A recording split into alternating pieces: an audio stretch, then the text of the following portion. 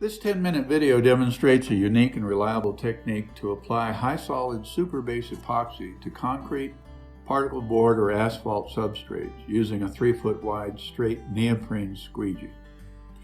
During this video, specific techniques will be pointed out to control the flow and adjust the material when applying and controlling it, and while moving larger quantities from one side of the floor to the other in order to keep the application uniform and consistent throughout. Please watch the entire 10 minutes since several tips occur along the way.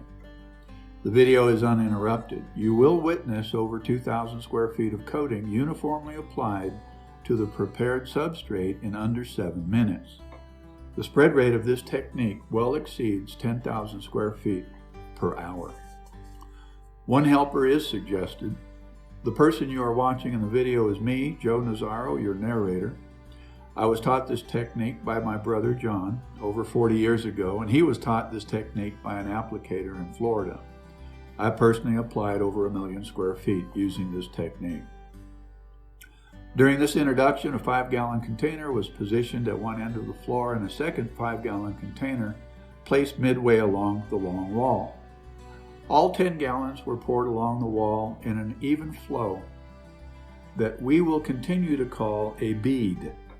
The bead was poured about 8 inches from the wall. The bead is no wider than 12 inches. On longer straightaways and larger floors, 20 or 30 gallons can be poured this way and easily managed by the squeegee. Problems come when the floor is uneven, which occurs on concrete substrates, and the bead flows out from where it was poured. Keep in mind that the applicator walks in some very slippery material.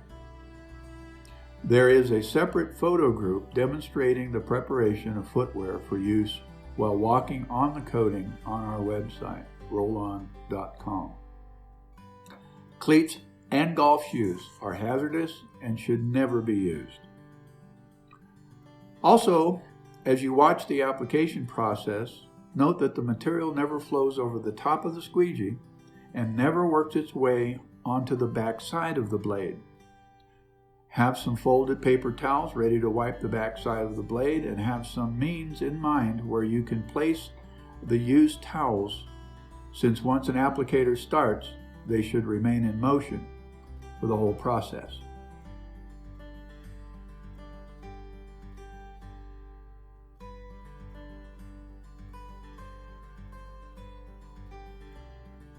How the squeegee angle is determined and how much product is being carried versus how much product is being left behind in the bead will be discussed in depth throughout this video.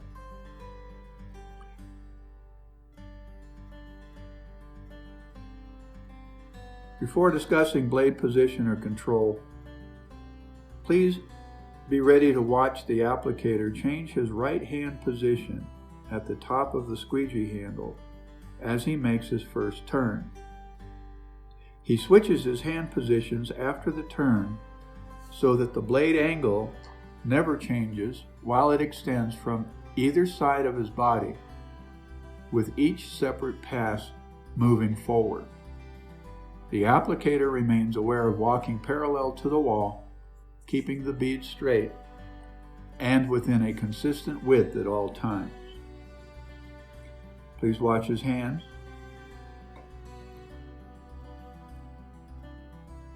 There's the switch.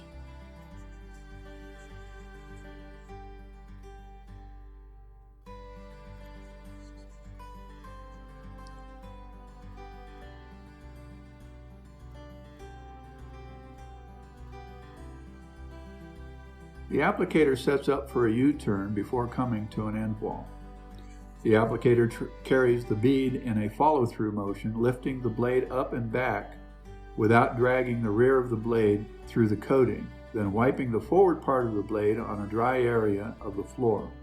This clears material and debris that might be creeping higher up the face of the blade. The squeegee is lowered to continue the application into an area where the material is thin before it is moved back into the thicker material. Again, avoid material coming up to the back side of the blade. And again, please watch his hands when he's making that turn.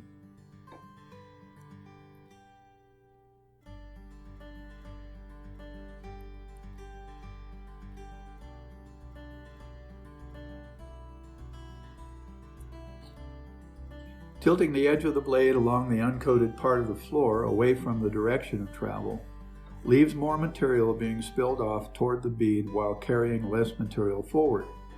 Changing the angle of the blade by squaring it more closely to the direction of travel carries more material forward. Once again, the applicator prepares for his turn, makes sure he knows where he's headed, makes the turn, watch his hands.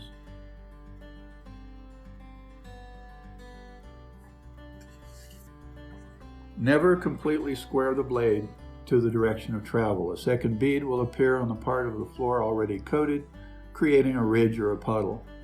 If the ridge is small enough, after correcting the angle, continue on knowing it will have to be sanded later. But if too much material has been left behind, use the same method to bring the material back to a bead as used on the turns at the end wall. It's difficult but worth it. Watch how he cleans the blade. There he goes. And off he goes again.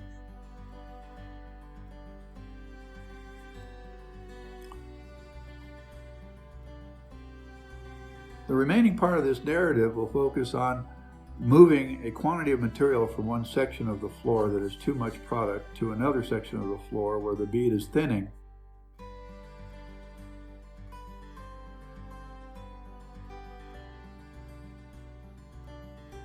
The specific focus of the applicator is to keep the bead parallel to the sidewall where it began and to keep the bead uniform in width for the duration of the application.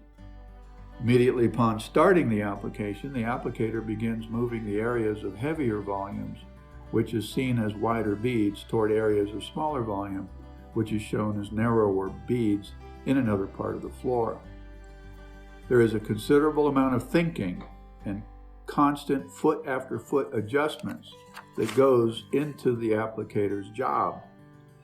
This method of shifting the width of the bead around the floor to keep it of equal width during the squeegee application is the real job of the applicator. It often takes focus and some intuition on the part of the applicator and several passes to carefully shift excess material to an area that has too little and maintain uniform bead width. When a section is going to be too sparse on one end of the run, but it's clear there is too much material on the other end, simply stop at the U-turn and walk back to the other end of the floor and start moving the surplus across the floor by more closely squaring the blade with the excess in the direction of travel. Perhaps this has to be repeated, but be careful about thinning out that other end while shifting material to the opposite end. It is suggested that the techniques covered here be practiced using water and a smooth substrate before approaching a job for the first time.